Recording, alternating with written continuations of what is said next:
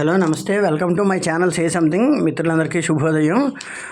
ఈరోజు స్క్రీన్ మీద చూస్తున్నారు కదా, ఇంటర్నేషనల్ సివిల్ ఏవియేషన్ డే అంటే విమానయాన దినోత్సవం విధంగానే దీన్ని ఏ విధంగా జరుపుతున్నారంటే ఇప్పటికీ ప్రస్తుతం అయితే December 7th, 1996 నుంచి దీన్ని ఆమోదించడం జరిగింది. అంతకుముందు 1944లో దీని పేరు ఏముండేదంటే ఇంటర్నేషనల్ సివిల్ ఏవియేషన్ ఆర్గనైజేషన్ అనే పేరుతో ఉండేది.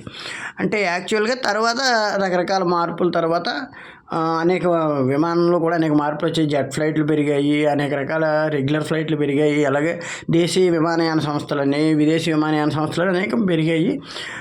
తర్వాత ఆ విధంగా చూసుకొని ఇలా విమానయాన రంగం బాగా అభివృద్ధి చెందడంతో ప్రజలు రైళ్ల మించి విమానానికి ఎక్కే స్థితి బాగా పెరిగింది. ఒకప్పుడు 20% ఉన్నది, ఇప్పుడు 50%, దాదాపు 70% కూడా అయిపోయింది. సో December 7, 1996 నుంచి ఈ విమానయాన దినోత్సవం జరుగుతుంది అనమాట. అంటే సివిల్ ఏవియేషన్ డే.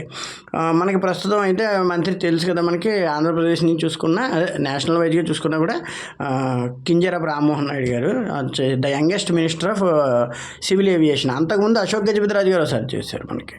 ఆ విధంగా చూసుకుంటే చాలా గొప్ప పోస్ట్, ఇది అందరికీ ఇచ్చేది కాదు, ఆ విధంగా ఇచ్చారు. ఆయన కూడా దాన్ని ఎక్కడ కూడా తగ్గకుండా గొప్ప గొప్ప విషయాల్లో చాలా అన్ని కూడా జాగ్రత్తలు తీసుకుంటున్నారు. మధ్యన ప్రమాదం జరగకపోతే దాన్ని నివారించారు.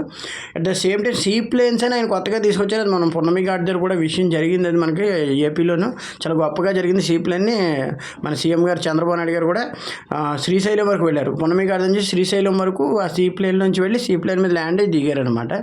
సో ఇలాగా విమానయాన రంగంలో ఎన్నో ఆధునిక పద్ధతులు వచ్చాయి. కొన్ని విమాన రంగాలు కుదుపునకు కూడా గురయ్యాయి. కొన్ని దేశాలకు సంబంధించి మన దేశంలోనే కింగ్ఫిషర్ ఎయిర్లైన్స్ ఏకంగా విజయ్ మాల్యా గారు ఎవరో నడిపించేవారైనా అది కుదుపునకు గురైపోయింది. ఆ తర్వాత చాలా వరకు అలాగా మన దేశీయ విమానయాన సంస్థ చాలా వరకు కుదుపులకు గురవుతుంది. అంటే ఏంటంటే విధంగా ఆర్థిక మాన్యానికి గురైపోవడం, లేదా నడిపే రంగంలో లాభాలు రాకపోవడం, లాభాలు వచ్చిన నష్టాలను పూడ్చుకునే పరిస్థితులు లేకపోవడం వల్ల అలా జరుగుతుంటాయి. అయితే అవేమీ కాకుండా ఈసారి దేశీయ విమానయాన సంస్థను బలంగా నిలబడడానికి ప్రభుత్వం కూడా, కేంద్ర ప్రభుత్వం కూడా గట్టిగా నడుంబిగించింది. ప్రతి ఒక్కరితో మాట్లాడడం కానీ ఈ విషయాల్లో అన్ని జాగ్రత్తలు తీసుకుంటున్నారు. విమానాలు చాలాసార్లు మనం చిన్నప్పుడు అయితే హైజాక్లకు గురయ్యేవి, ఇప్పుడు కొంచెం తగ్గాయి. హైజాక్ అనేటువంటి తగ్గిన, ఒకప్పుడు తీవ్రవాదం అనేది విపరీతంగా ఉండడంతో హైజాకింగ్ ఉండేది, అవి తగ్గాయి. అయితే ఈ మధ్యన చిన్న చిన్న విషయాలకి సాంకేతిక లోపాలు విపరీతంగా వస్తున్నాయి. చాలా విమానాలు ఎప్పటికప్పుడు చిన్న హెలికాప్టర్లు కానీ ఈ మధ్యకాలంలో ఎక్కువగా క్రాష్ అవ్వడం చూస్తున్నాం.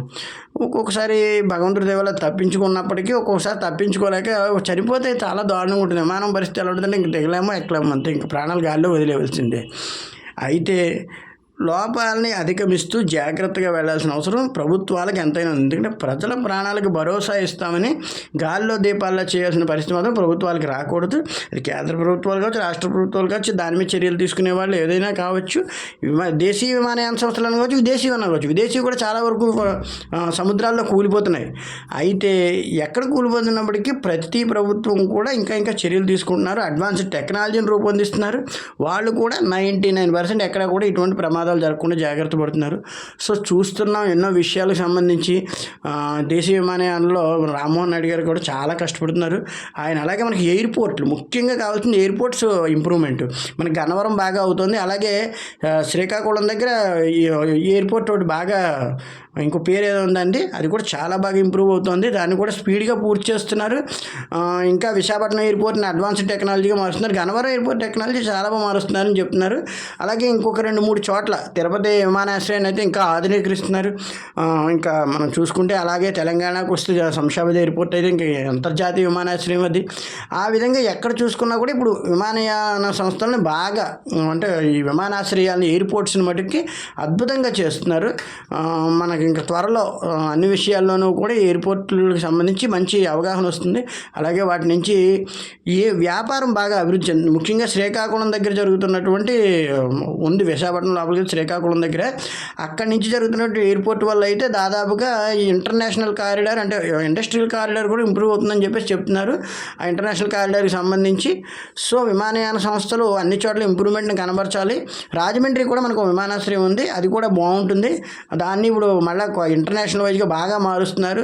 ఇంటర్నేషనల్ ఫ్లైట్లు పెరుగుతూ ఉంటే ఆటోమేటిక్గా మనకి ఏంటంటే జాతీయోత్పత్తి పెరుగుతుంది, స్థూలోత్పత్తి పెరుగుతుంది, దేశీయ ఆదాయ మార్గాలు పెరుగుతాయి. విశాఖపట్నం చాలా అడ్వాన్స్డ్గా ఉందని చెప్తుంటారు అందరూ. అది కూడా ఇప్పుడు ఇంకా అడ్వాన్స్డ్గా మారుద్దామని ట్రై చేస్తున్నారు. సో అడ్వాన్స్డ్ టెక్నాలజీతో ముందుకు వెళ్ళాలని మనకి చంద్రబాబు నాయుడు గారు ఫస్ట్ నుంచి చెప్తూనే ఉన్నారు. సో సీ ప్లేన్స్ కూడా నిర్వహించారు, డ్రోన్స్ నిర్వహించారు. ఏ విధంగా చూసుకున్నా కూడా ఈ విమానయాన సంస్థ అనేటువంటిది ప్రజలకి చాలా వరకు ఉపయోగకరమైంది. ఎందుకంటే విదేశాలు వెళ్ళాలంటే అది తప్ప వేరే మార్గం ఉండదు కాబట్టి సో అందరూ కూడా దాని పట్ల ప్రభుత్వాలు జాగ్రత్త తీసుకుని ప్రజలకు భరోసా ఇవ్వాలని కోరుకుంటూ, అట్ ద సేమ్ టైం ప్రజలు కూడా విమానయానంలో ఒకసారి చూస్తుంటాం.